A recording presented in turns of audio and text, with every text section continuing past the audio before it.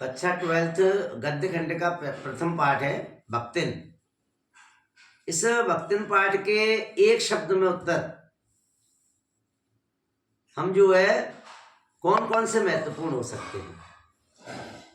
तो पहला प्रश्न है, भक्तिन का बचपन का नाम क्या था? बचपन का नाम था लक्ष्मी या लक्ष्मण। दूसरा प्रश्न है, भक्तिन का जन्म किस गांव में हुआ था? तो उनका जन्म हुआ था झुंसी नामक गांव। तीसरा प्रश्न है, भक्तिन की ससुराल कहां थी?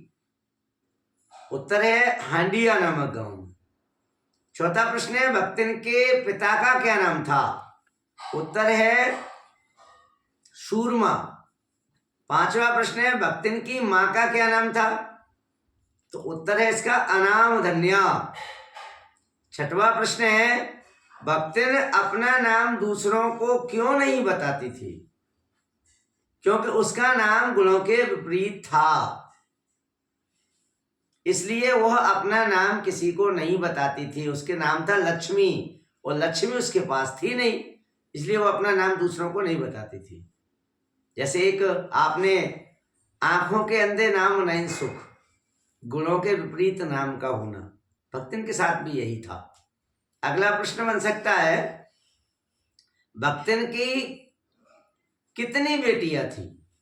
तो भक्तिन की 3 बेटियां थी। अगला प्रश्न बन सकता है, भक्तिन को अपने परिवार के द्वारा क्या नहीं मिला? तो सबसे महत्वपूर्ण प्रश्न है ये। उत्तर है, भक्तिन को अपने परिवार के द्वारा सम्मान नहीं मिला।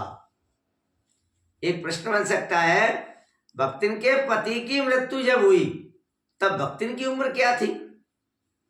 तो उस समय भक्तिन की उम्र थी 29 वर्ष। प्रश्न ये भी बन सकता है कि पति की मृत्यु के समय उसके पति की उम्र क्या थी? तो उत्तर है 36 वर्ष। भक्तिन महादेवी वर्मा को किसमें भोजन कराती थी? उत्तर है फूलों की थाली में। भक्तिन के आ जाने से महादेवी वर्मा का जीवन कैसा हो गया?